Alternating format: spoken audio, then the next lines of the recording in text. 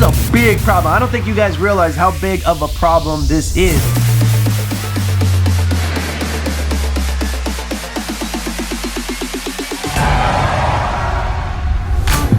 So, a few days ago, Pioneer DJ released a brand new DJ controller, the DDJ-FLX6, the 6th iteration of the FLX line of controllers. But wait a minute, there is no FLX line of controllers. Who the hell is this controller for? It seems like now more than ever, Pioneer is putting out brand new gear.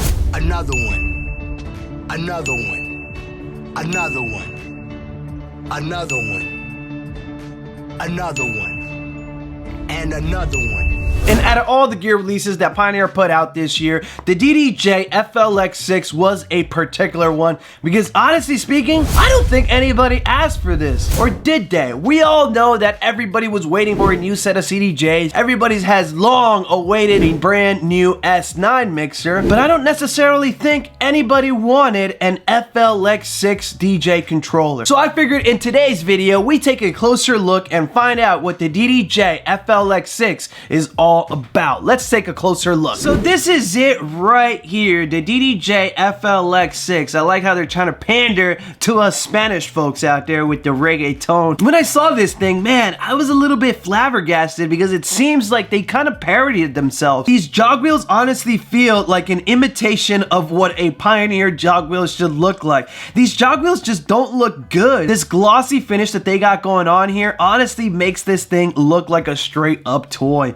Let's find out more. So this is a 4-channel DJ controller for Rekordbox and Serato DJ. So for the longest time, one of my biggest problems with Pioneer's recent releases is the fact that they release different controllers with different names for different programs, which in my opinion is a good thing for us the consumers, but from a business standpoint, it can't be good to have all these different SKUs of controllers. In my opinion, they really need to standardize and cut back on their controllers because there's just so many of them. If you go to the Apple website, you can see when you buy an iPhone, you have the option to choose whether you want it for AT&T, Sprint, T-Mobile, or Verizon. I honestly think Pioneer should do the same for every single controller that they put out. So I will say, I do like the fact that this controller sports both a Serato logo as well as a Rekordbox logo. This is where the conflict of interest comes.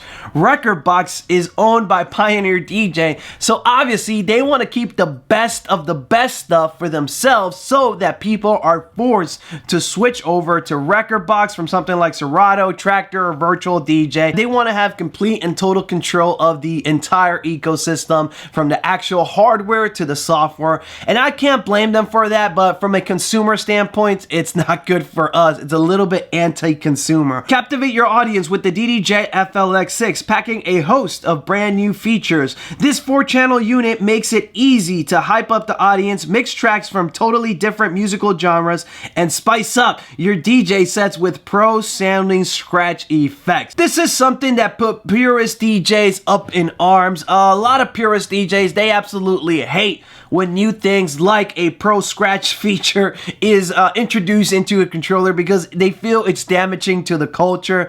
In my opinion, I don't hate on technology. Anything that makes the life easier for us humans, in my opinion, I'm all for it. So I can see it being controversial for guys that are like purists. They're all about that turntable life, that turntable culture. But the thing is, those are the days of the dinosaurs. Controllers are the new wave. This is what people are DJing on nowadays. Nowadays, some of the biggest nightclubs even sport DJ controllers. The days of CDJs and turntables, it's not that they're coming to an end, but it's for a different crowd. And wow, it looks like a lot of people bought this thing because it is totally out of stock. Maybe I'm wrong. Maybe this is a great controller. It seems like a bit of a money grab because we all know how great the DDJ-1000 sold. Everybody and their mom has one. They either have the Rekordbox or Serato version.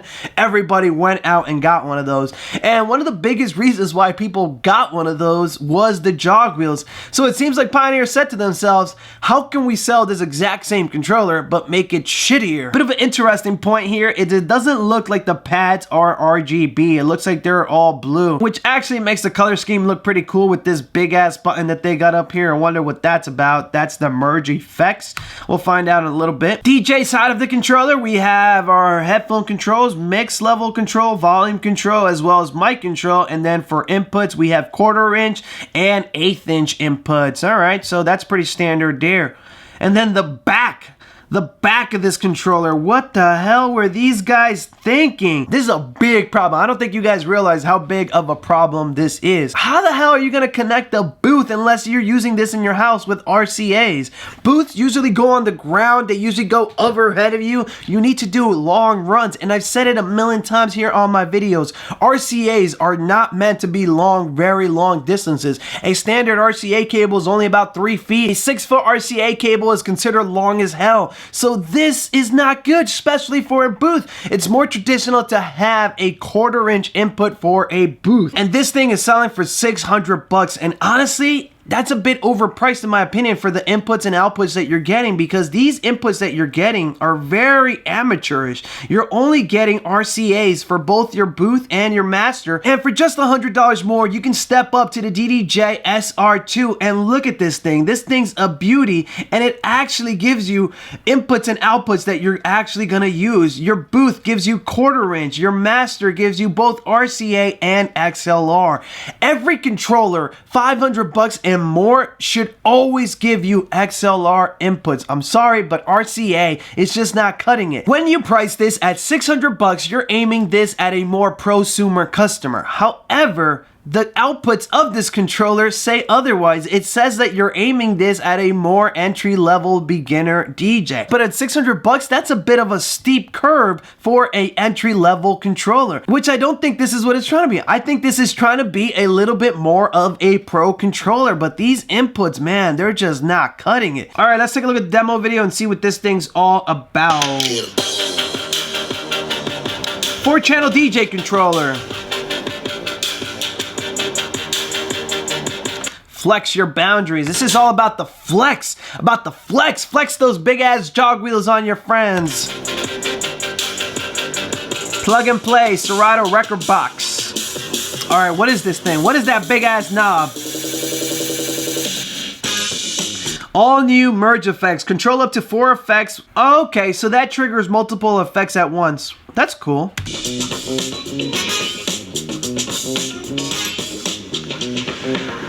Seamlessly switch genres and tempos. Oh, you see? This is a bedroom DJ controller. By the way, another annoying thing about RCA outputs, which is something that's kind of highlighted here. So you see this RCA going into this one, but nothing is going into this one. That's because RCAs, you kind of have to ruin the cable and split them in two. Okay.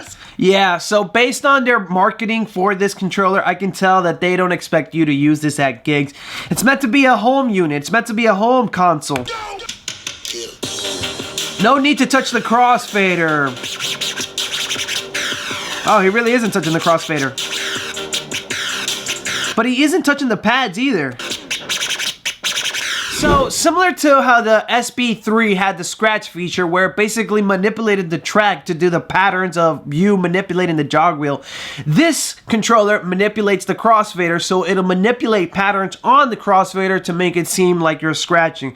And essentially, if you combine the two, what you're getting is a full-blown scratch machine, which I'm surprised they didn't do. I'm surprised they didn't have 2 buttons, one that manipulates the jog wheel and one that manipulates the crossfader. I guess that might have been pushing it too far, but I'm sure that's to come in a controller because they already have the technology to manipulate both the jog wheel and now the crossfader. So it won't be long before we see a button that straight up just does everything for you, which again, I'm not gonna knock technology. I know the purists are rolling their eyes at this. It's the sync button all over again. Now I will say this is a bit of a glorified transformer effect. There's already been a way to kind of mimic the manipulating of a crossfader with the transformer. Essentially what the transformer does is it cuts the song up to make it seem like you're chopping in the crossfader. Check it out, I'm gonna teach you how to fake scratch. Check this out.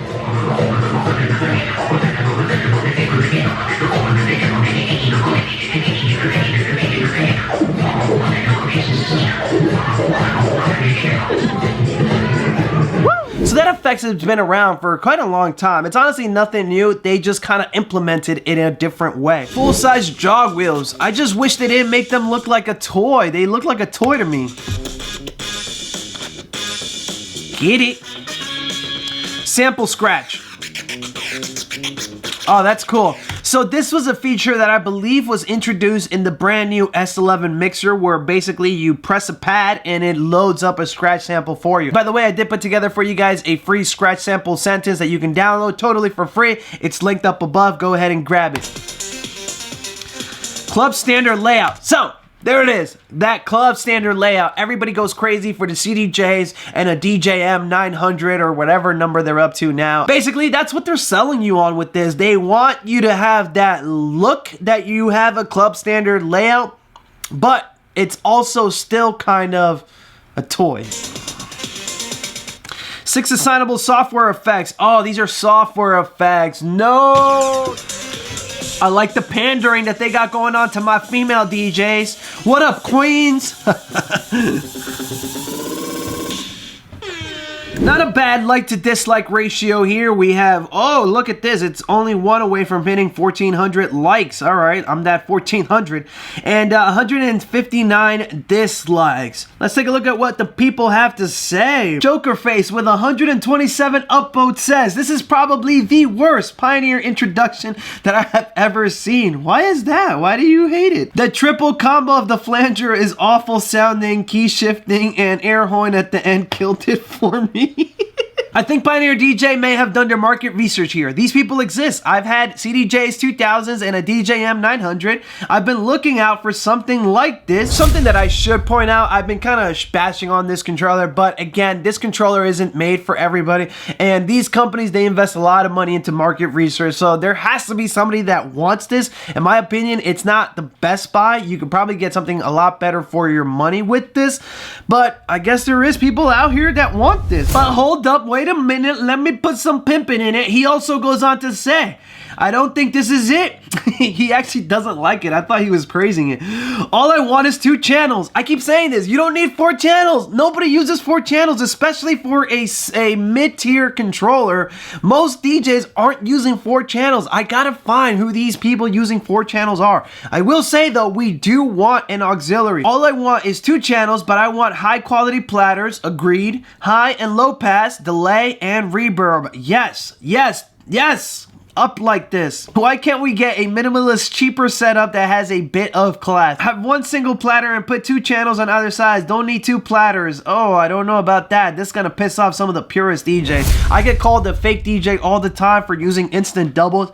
I would actually use something with a single platter because, believe it or not, I only use 1 platter. But that'll definitely really trigger. That'll really trigger the purist DJs. But if you ever get called a fake DJ by a purist DJ, just tell them, at least I have real followers. Them real DJs stay buying fake followers. Remember that, bang bang. My favorite YouTuber, Carlo Attendido, says, I see your point, Brent. Even he thinks we need a 1 platter controller. Another dust collector, boring product, waste of money. Most DJs don't use merge knobs as it is. They just kill the track. Merge effects looks dope, but there's a lot of cheese in this controller. Agreed. Upvote that. And now for switching genres, scratch patterns. Who do you think you are, Pioneer Newmark? Oh, I'll dislike that. Don't come at the homies at Newmark. Looks like a toy. I don't like it. I've been saying that since the start of this video. It looks like a toy. It looks like Pioneer literally parodied themselves. Nobody's gonna take a DJ seriously if those kids can scratch. So this is what I was talking about. A lot of turntablist scratch DJs, they hate seeing stuff like sync. They hate seeing anything that makes things easier. Another controller not needed, especially that scratch feature. Would love to see a DJ in the DMCs with it though. Oh, that'd be hilarious. So in my opinion, it seems like Pioneer is kind of overextending themselves. You don't know what the entry-level DJ controller is anymore. You don't know what the go-to intermediate controller is, and you definitely don't know what the pro-level DJ controller is. It seems like they've created so many subcategories in between beginner, intermediate, and pro that at this point, it's just confusing choosing the right controller and recommending the right controller for somebody starting out. Let's take a look at all the controllers that they have. They have so many controllers that they're currently supporting that it's just kind of a daunting task choosing which one is the go-to controller. You have the DDJ-FLX, the SRT-1000, the 1000, which is record box, which in my opinion, it should just be one, and then you should have the option of just selecting on whether you want the Serato or the record box. But believe it or not, these two have different SKUs because they actually do have a couple of other differences besides the fact that they're record box and Serato DJ. And then you start going down to the DDJ-800, DDJ-400, and the DDJ-200. These are, I guess, supposed to be beginner, intermediate, and I guess semi-pro or pro, but then you just jump to the 1000. It's just like you have so many different options. And also keep in mind that these are all record box controller. If you want the beginner entry-level controller for Serato, you're gonna have to go to a different SKU, which would be, it's all the way at the bottom right here, the SP3. And this might not even be an entry-level DJ controller because you might consider this one being an entry-level controller, the We Go 4, which I guess it's good for us consumers, but it's also confusing for us consumers. Going from the SB3 to the FLX6 is kind of like you're staying in the same ecosystem. I feel like you're not really growing as much. All you're getting is bigger platters and 4 channels. A better move is just going to the SR and then eventually upgrading to something like the DDJ-1000. And at the pro level, you have so many options as well, because this isn't where it ends. Because you also have these, which I don't even know what these are. You also have the SZ, which is kind of in a category of all its own, and the SX3, which is also supposed to be considered a pro controller, which I guess they like having 4. They have beginner, intermediate, intermediate pro, or intermediate plus, and then you have pro. Or should I say beginner, intermediate, pro, and then pro plus if for those real pro DJs. And you have to keep in mind that this isn't where their controllers end. They also have their standalone line, which are these right here, the XZ. I like the way the British say this, the XZ, instead of saying the XZ, XDJ XZ. These are really cool controllers, by the way. I actually wanted to get this XZ, XZ. There's just a lot to choose from Pioneer. Now, I don't want you guys thinking that I'm bashing Pioneer, because I honestly do love their products. Believe it or not, I'm probably one of their best customers. I own the CDJ-2000s, the CDJ-2000 Nexus, I own the turntables, I own the S9, I own the DJM-900, I've owned the 800, I also own 3 of their controllers, the SRT-1000, the SR2, the SB3. I've bought so much Pioneer shit, but I do think that they're oversaturating the market and their own brand.